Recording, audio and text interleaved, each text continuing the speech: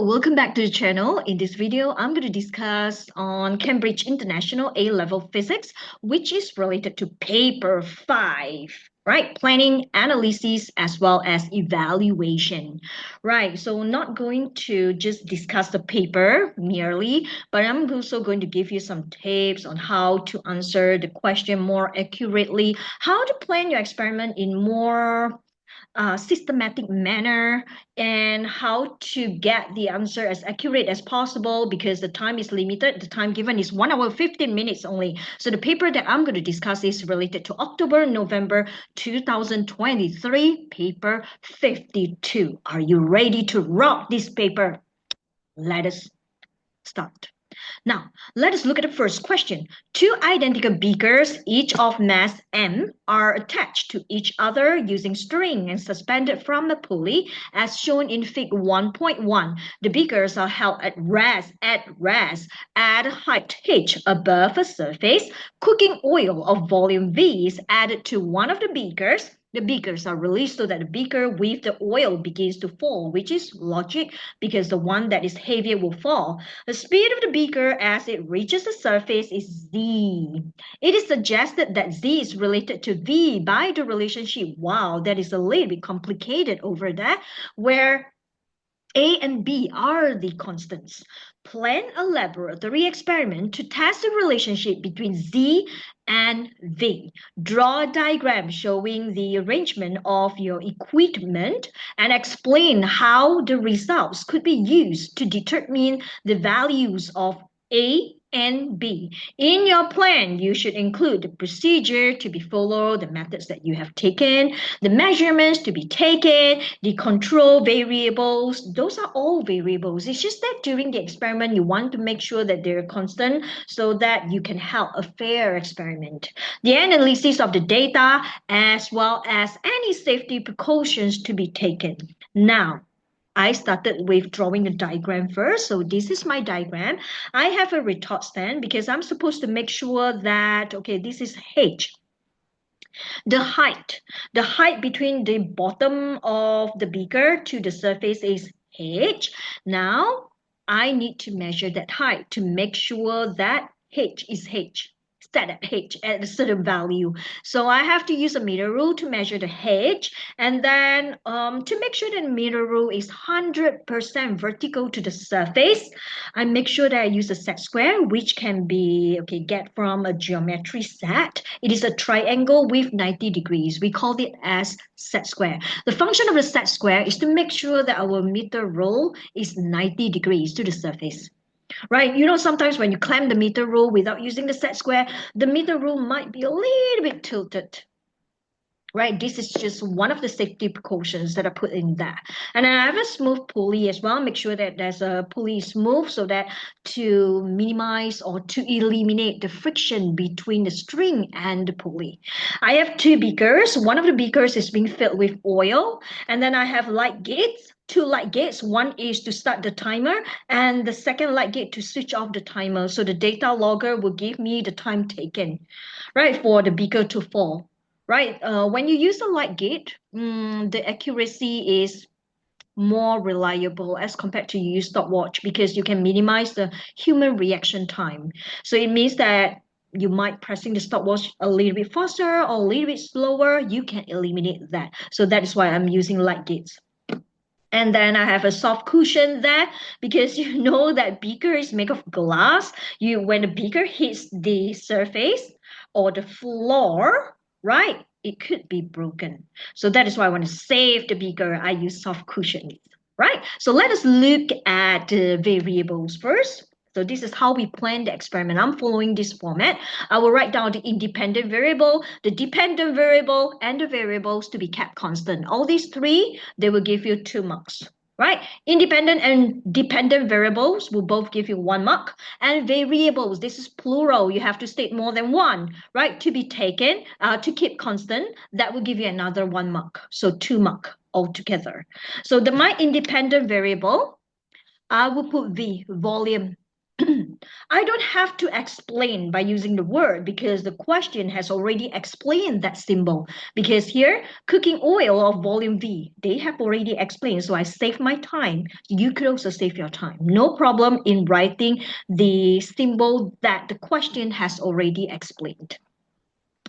Now, my dependent variable would definitely be Z, which is the speed of the beaker hitting the surface. Now, variables to be kept constant, I say that M and H. So let us see what is M.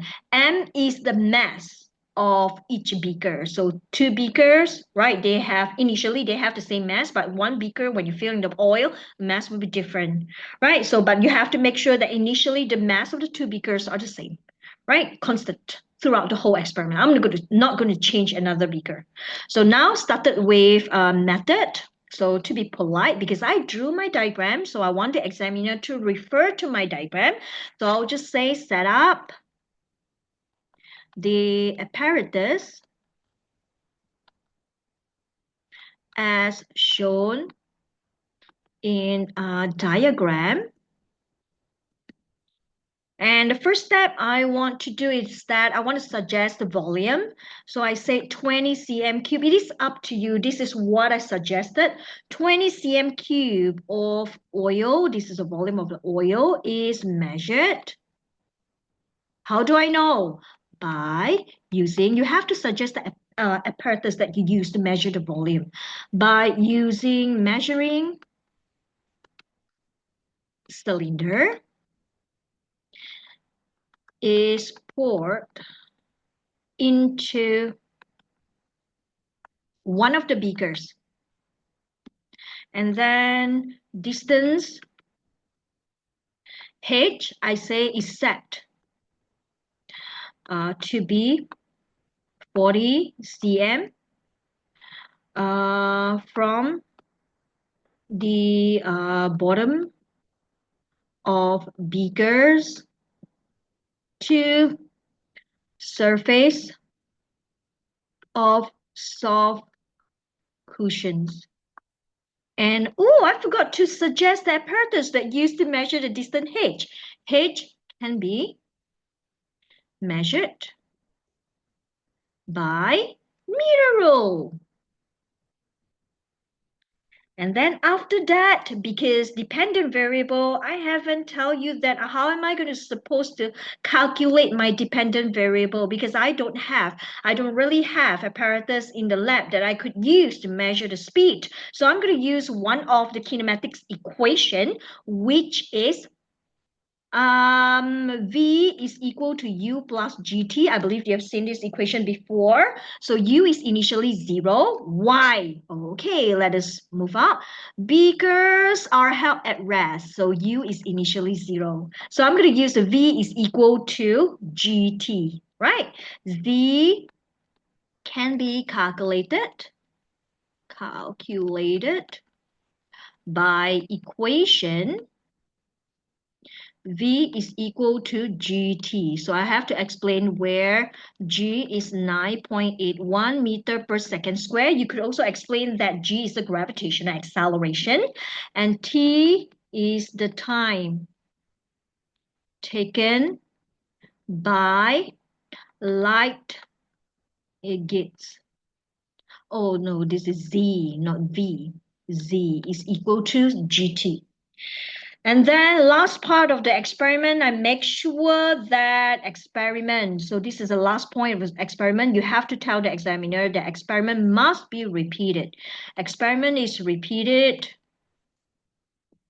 with V equals to maybe 25 cm cube, 30 cm cube, 35 cm cube, 40 cm cube, and 50 cm cube, right? I suggest the volume of the oil. I use V, right? So I'm done with that. So now we move on to analysis. Now, analysis, bear in mind, analysis, it carries 3 marks here. So what are you supposed to write, analysis? So first of all, you got to tell us what are the graph, what is the graph that I'm supposed to plot, right? So a graph of 1 over z square against, oh, how do I know? You might wonder, right? So let me guide you through first. You look at this equation. This is 2h over z squared equals 2m over ABV plus 1 over b. Now, because the relationship is between z and v, so since z squared is already on the left-hand side, I want to plot the straight line graph. So I move the 2h to the right-hand side. So I have 1 over z squared is equal to 2m over 2bv. So this is dividing 2h is like times 1 over 2h. And then plus 1 over b times 1 over 2h as well. Now, okay, I make 1 over z squared as a subject. Oh, this is small little z, so sorry with that. 1 over z squared. So since the x-axis, I want it to be v to stand alone, I put 1 over v as, okay, alone. This is not 2. This is ABV. I'm so sorry to write the wrong one. ABV is here. So I just cancel this 2 and 2. So I left M over ABH I times here and I times 1 over V here plus 1 over 2BH. So can you see that this is a straight line equation? This is my y-axis, this is my x-axis. So this is my y-axis, this is my x-axis. And of course, this is a gradient, this is the y-intercept. So I'm going to talk about that. Y1 over z squared against 1 over v. So 1 over z squared against 1 over v is plotted. So you got to tell an examiner what type of graph that you want to plot. It doesn't matter whether you want to plot 1 over z squared or 1 over z. It's up to you, totally up to you. You are the planner, right? Now, okay, because I can form a straight line equation, remember y equals to mx plus c. So that is why I would tell the examiner if a straight line graph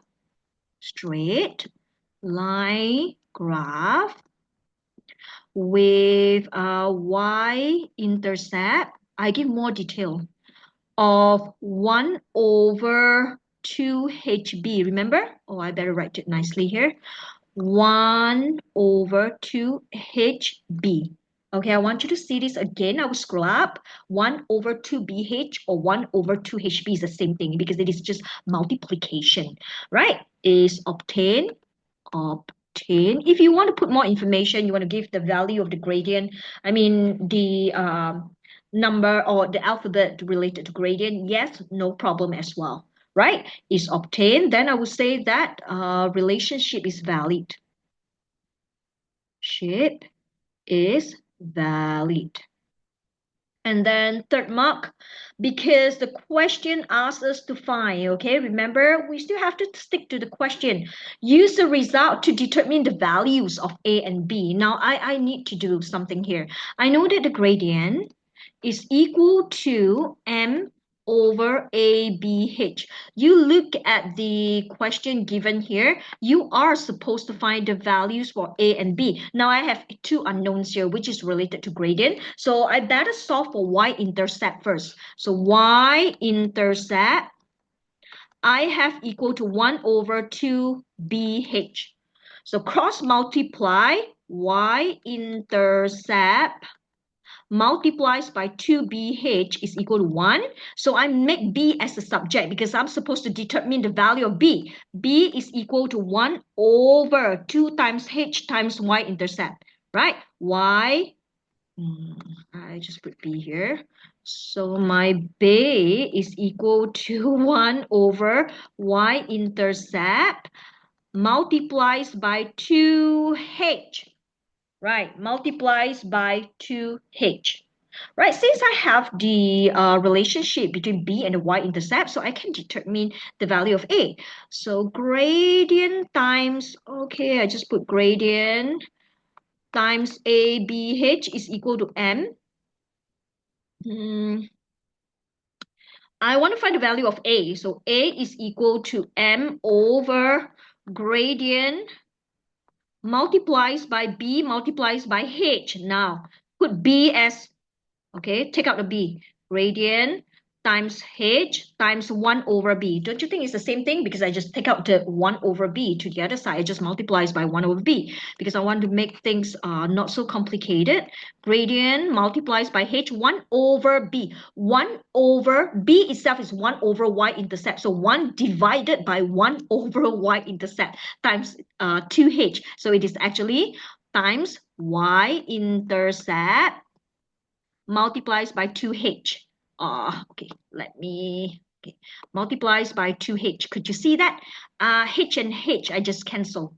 So that is why my A is equal to M multiplies by y-intercept multiplies by 2 divided by gradient.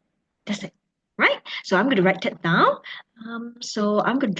down. So A B is equal to 1 over 2H multiplies by y-intercept. You want to write down the working is not a problem. I have done my working there. But if you want to write down the relationship between B and y-intercept as well as the gradient, you can just write it down because that will be 1 mark given, only 1 mark. So okay, put a comma. A is equal to 2m multiplies by y-intercept divided by gradient. So I got the two values of A and B. So I'm done with that. And the last part, which is the hardest part, right? It is the details and safety precautions. Because for this part, right, given 6 marks. 6 marks will be given for details, additional details, as well as the safety precautions. And one of the safety precaution I have already drew in my diagram. So if you have already drew, you have already included your safety precautions in your diagram. If you do not have, like, seriously, you do not have time, it is not a problem if you don't write it down, because the examiner will find 1 mark from there. They'll put D1 means detail 1 or SPP precaution. So they will give you 1 mark. And I have two safety precautions here. One is my soft cushion to save the beaker, right? So yeah, I'm not going to write down the set square, right? I better write it down because I still have time. Don't you think so? Now, I use soft cushions actually, okay, to prevent beakers, okay, from broken and prevent spillage of oil, spill out from the beaker. And then I say that another ruler is placed horizontally between horizontally below two beakers to make sure oh before release, okay, before release of that beaker, because I want to make sure that these two beakers are of the same height. Right, and the third one, I say, I didn't tell. I say M must be one of the variables to be kept constant, but I didn't tell you how do I make sure that M is constant. So I'm going to talk about that here. M is being measured by electronic balance. And I make sure that I stick to these two beakers until the end of the experiment. And number 4, I say that H is set at 40 cm. Why? Because I want to make sure that the H is more than 20 cm, right? To reduce percentage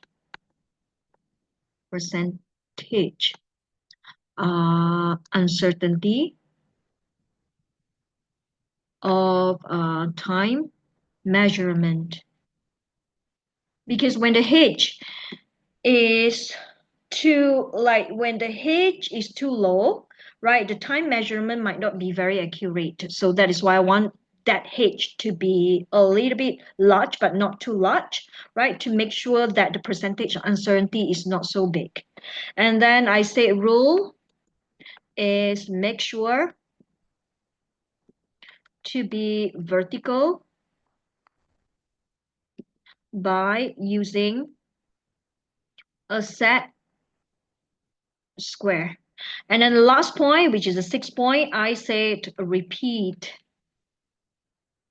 the experiment twice or more than twice and average. If you have nothing to write, right, sometimes your lack of information, sometimes your lack of idea to write on your safety precautions as well as the detail, okay, please make sure that you repeat the experiments. Or you can make sure that, okay, make sure that when you measure the volume of the oil by using the measuring cylinder, make sure that the eye position is perpendicular to the scale on the measuring cylinder to avoid parallax error. You could also write that. Now that's the first question. Right, so now we are going to continue with the second question. A student investigates the discharge of the capacitors in the circuit shown in Fig 2.1. The capacitors have capacitances CA and CB. The student closes a switch to charge the capacitors. The switch is open and a stopwatch is started. The capacitors discharge through the resistor of resistance R at a fixed time t. The voltmeter reading V is recorded. The experiment is repeated for different values of CA and CB. For each combination of CA and CB, the combined resistance C is calculated. It is suggested that C and V are related by this equation. V is equal to I naught RE negative T over CR, where I naught is the initial current in the resistor. A graph is plotted of ln V on the y-axis against 1 over C on the x-axis. Determine an expressions for the gradient and y-intercept. Now, when an equation is being given, you have to make sure that ln V on the left-hand side, because this is y equal to mx plus c. It's a straight line graph. So we have to arrange, right? We have to modify the equation given. So V, I put ln. So when I ln V, this is ln, so sorry. So I have to ln the whole thing here. So this is ln I naught R, because ln E, you can cancel it, right? Ln I naught R minus T over CR. Now I rearrange it. So I have ln V is equal to negative T over R times 1 over C, because the x-axis, plus ln I naught R.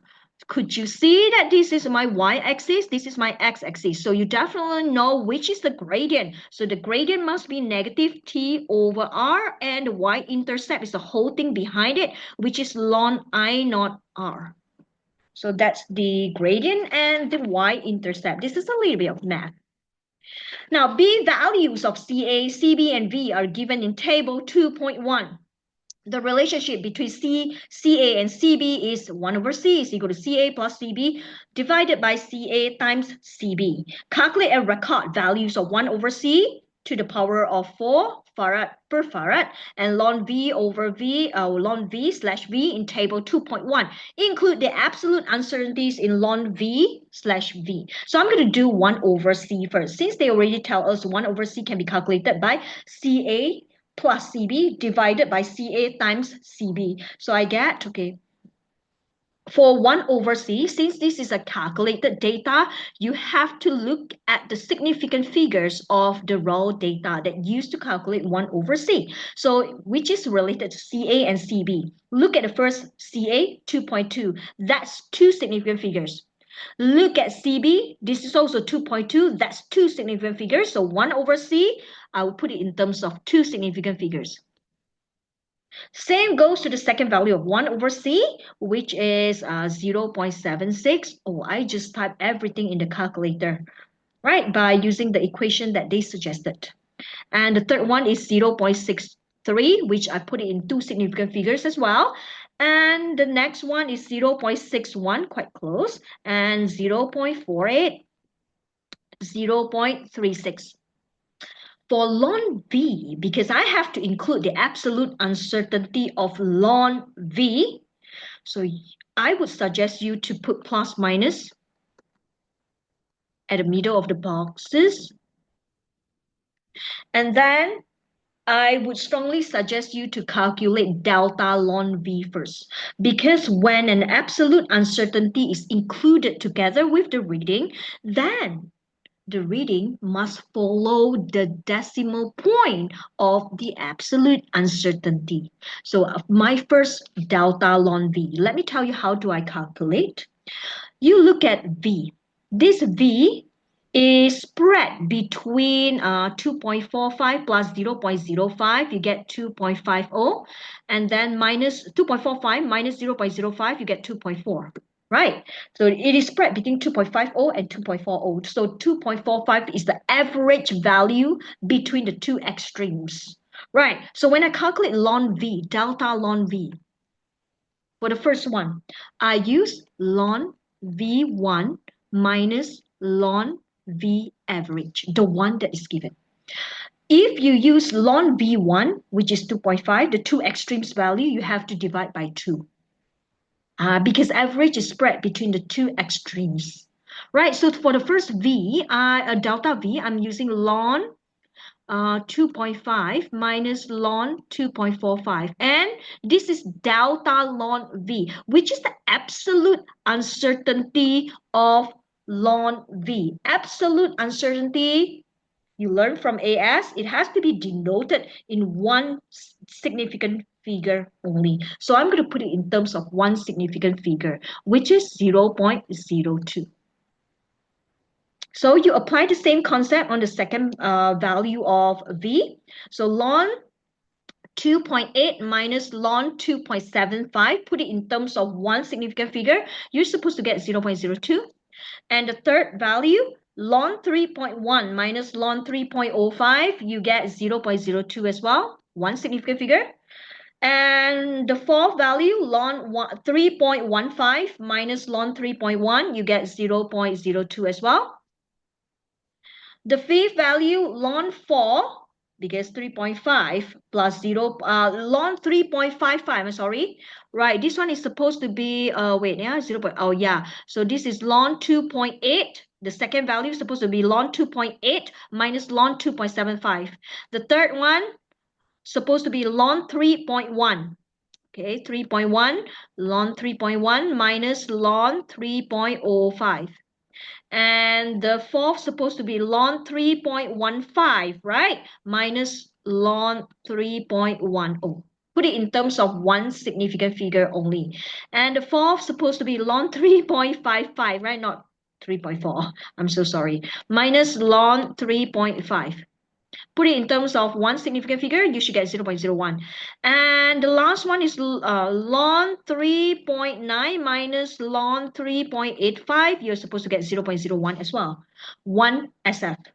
Once I have done with my delta ln values, I just ln the average value of V, and I follow the decimal point of my delta ln V. Look at all my delta ln V. They are all in two decimal points. So all my values of ln V must be recorded in two decimal points. So the first one is 0.90. Sorry, 0.90. The second is 1.01, two decimal point. Let me erase this. And the third one's supposed to be 1.12, and then 1.13, 1.25, and 1.35. I'm done. Now, we have done with that part. And we have also included the absolute uncertainties in ln V/V. Now, C part 1, plot a graph of ln V against 1 over C, and include the error bars for ln V. And you have to draw straight away. I'm doing all these three parts.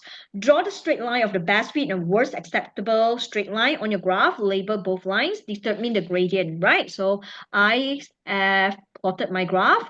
One is the best fit line, right? By follow all the points here. So you just plot your best fit line and then your error bar, So you look at the first error bar here, which is 0.02. So there are two types of error bars. One is horizontal error bar. The other one is a vertical error bar. So in this case, this is vertical error bar because ln V is on the y-axis.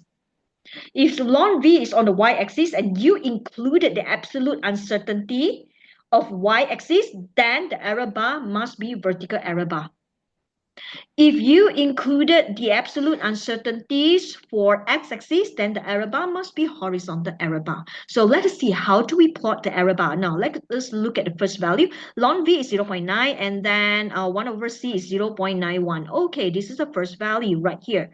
So the absolute uncertainty is 0.02. So you look at the y-axis. What is the difference between the gap of the two boxes here? It is 0.05 because this is 0.855. Wait, let me see, 0.9. 0.9 minus 0.85 divided by 10, and you are supposed to get, okay, 0.9 minus 0.85 divided by 10. So the difference is 0.005. So this is 0.855, right? So this is 0. Okay, 855 is here, 0.855 because, okay, this is 0.855 and then plus 55. And then you plus another, so this one you get 0.86. So two boxes is basically 0.01. So my absolute uncertainty is 0.02. So two boxes is 0.01. So I need four boxes stated from, okay, the point X, the one that you mark your values, and then measure from the center of X all the way up. This is two boxes, right? Oh no, this is four boxes. And then from the center going down, four boxes as well, because two boxes represent 0.01. I need 0.02. So from the center going up, 1, 2, 3, 4. And from the center again going down, 1, 2, 3, 4. That is your error bar. And the symbol of error bar, you can put it like this. Okay, I'll just write down here like this. Or you can put it like this, or you can put it like this. I prefer the first one, easier. And same goes to the second value, which is also 0.02. So four boxes up, four boxes down, right? And the third value is also four boxes up, four boxes down. And the fourth value is also same, four boxes up, four boxes down from the center of X that you have marked your reading. And the fifth and the sixth value, remember, is only two boxes up, two boxes down. Right? So you have to bear in mind, two boxes up, two boxes down. And then your line of worst fit, you look at all your error bars. If you start from the bottom of the first error bar, right? If you start from the bottom of the first error bar, you have to draw a straight line all the way. You have to end at the top of the last error bar. But you have to make sure that the worst fit line that you drew must cross all the error bars in between. So you have two worst fit line that you can plot. Either you start from the bottom of the first error bar and then you end at the top of the last error bar, or you start at the top of the first error bar all the way and at the bottom of the last error bar. But you have to make sure that you cut all the error bars in between and label it as your worst fit line. Right? So now determine the gradient of line of best fit. Include the absolute uncertainty in your answer. The gradient of my best fit. So I put best fit here. So I put MB. That is the gradient of my best fit. Look at my best fit line here. This is blue color, represents my best fit line. So these are 2 points here. So to find the gradients, I need 2 points. Right, so I'm using these 2 points to find my gradient. yeah, so that's my gradient. So I'm going to use, I'm going to write it down. Y2 minus 1, Y1, 1.365 minus 0.855. Okay. 1.365 minus 0.855 divided by x2 minus x1. X2 is 0.32 times 10 to the power of 4. Remember, you have to include 10 to the power of 4. Remember that, right? Because that's a power. Don't make careless mistake, right? So I did included that. So I put 0.32 minus 0.96 times 10 to the power of 4. So I get my gradient of best speed, which is negative 7.969 times 10 to the power negative 5. It doesn't matter how many significant figures you recorded for your best speed gradient because that is not my final answer. Okay, now I find my worst speed. Worst speed. So I put MW represents the gradient of my worst speed. So I get 2 points as well. One is 0.31 times 10 to the power 4, 1.4. And the other one is 0.93 times 10 to the power of 4 and 0.855. So I'm going to calculate that gradient of worst speed first. 1.4 minus 0.855 divided by 0.31 minus 0.93 times 10 to the power of 4, and I got negative 8.790 times 10 to the power negative 5. Now, to calculate absolute uncertainty in my gradient, I put delta M. I take the larger number minus a smaller number. Oh, this is a negative value. So I take my worst speed gradient because I want my absolute uncertainty to be positive. It doesn't matter actually because you put plus minus eventually, remember? So you take the difference between the best speed gradient and the worst speed gradient and put it in terms of one significant figure. That's the absolute uncertainty of your gradient. So I take negative 7.969 times 10 to the power negative 5 minus, I'm so sorry, okay, minus negative 8.790 times 10 to the power negative 5. And then I put it in terms of one significant figure.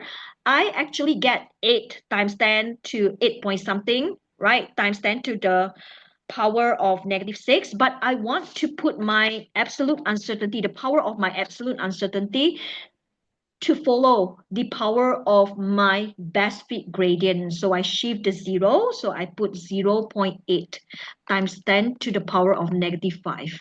So I put plus minus first, put a bracket, put 10 to the power negative 5 outside of the bracket. Just fill in the absolute uncertainty of the gradient.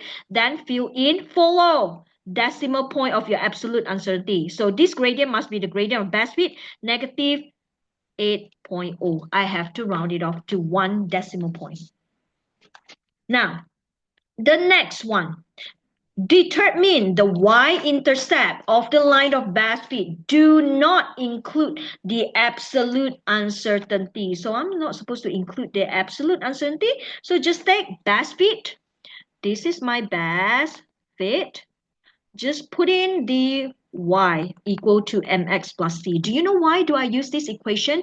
Because when I look at my y-axis does not start from origin, does not start from 0. That is why I cannot read off from the graph. I have to use substitution.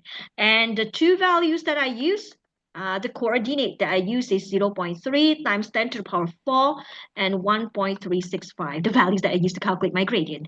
So this is 1.365 is equal to negative. Gradient, I prefer to use the best fit gradient, which I have yet to round it off.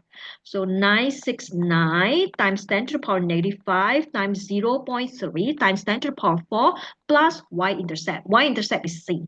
So C, I got 1.604, or I put it in terms of three significant figure, 1.60. And I'm done. D, using your answers to A, C3, and C4, determine the values of R and I naught, include appropriate units. So now, gradient, okay, go back to the first part of the question, right? This is page 5. Look at the gradient. Gradient is negative T over R. So I'm going to put that down. Gradient is equal to negative t over r. I have the t, I have the gradient. I can find my r. Very easy. So now the gradient, I prefer to put the intermediate answer. This is my best fit gradient. Remember, unless they ask you to include the absolute uncertainty for the gradient or r, then you bring in your worst fit gradient. So it's equal to negative t. T is 30 over r. Negative and negative can be you just cancel it off. R is equal to 30 divided by 7.969 times 10 to the power negative 5. And I got 376 kilo ohm. So 376 kilo ohm. I included the unit. Resistance, the unit is in ohm. Right. Now, after that, I'm supposed to determine I naught. Wow. Now, let me go back. Okay, to page 5, y-intercept is ln I naught times r. Okay, fine, no problem. So my y-intercept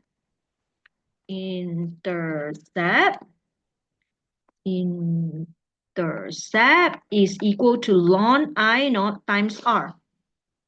Now my y-intercept, I also take the best fit gradient. So best fit y-intercept 604 is equal to ln I naught times the value of r 376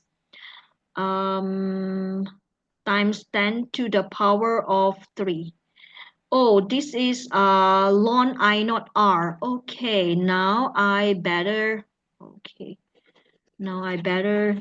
put this first. This is ln I naught r is equal to y-intercept. Now I naught times r is equal to e to the power of a y-intercept. So I naught times 376 times 10 to the power 3 because that's kilo ohm. E 1.604. Let me do it.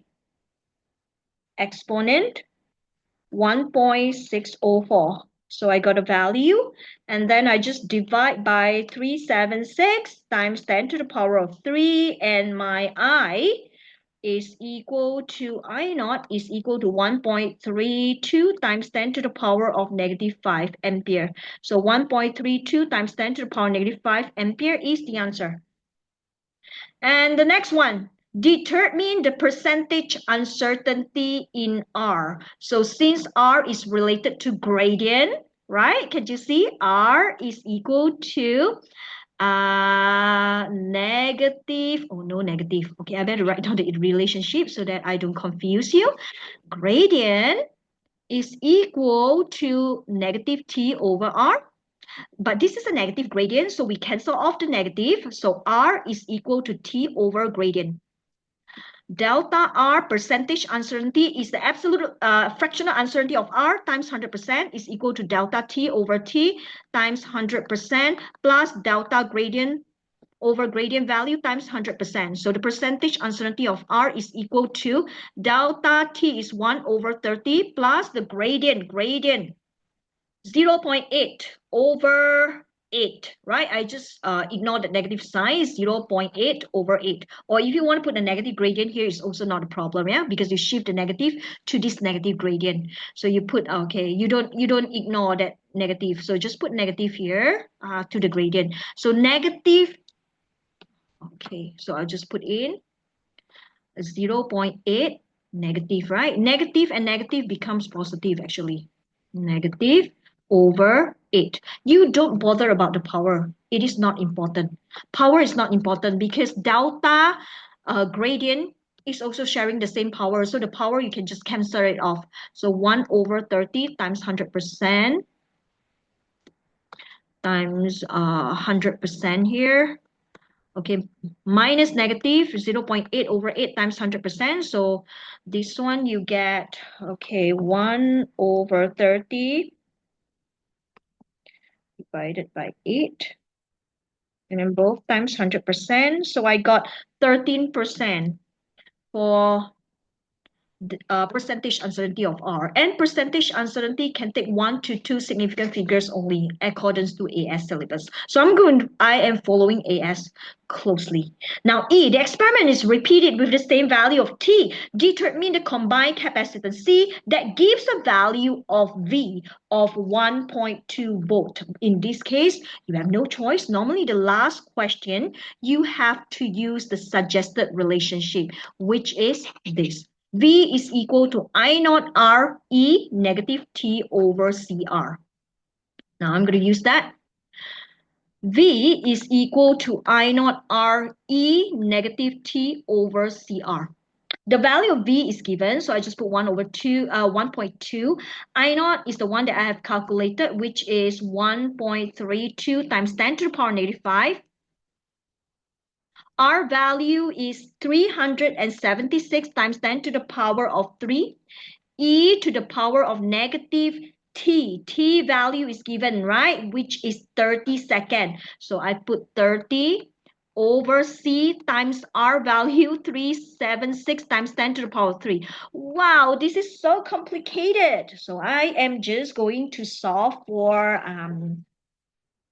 this one first. So I just shift everything to the left hand side and I log the answer. So I get negative 1.4197 is equal to negative 30 over C times 376 times 10 to the power of 3. So the C value that I got was 5.62 times 10 to the power of negative 5 farad. 5.62 times 10 to the power negative 5 farad is the answer. So that's the end of our discussion on A level 9702, October, November 2023, paper 52. So if you face any problem or if you have any hesitation on any part of the questions that I discussed that confuse you, do comment below. Right? If you think that my explanation is a bit blur and you need more detailed explanation, do comment below as well. If you have any suggestion, do comment below as well. Thank you very much for watching and I'll see you in my next video. Bye.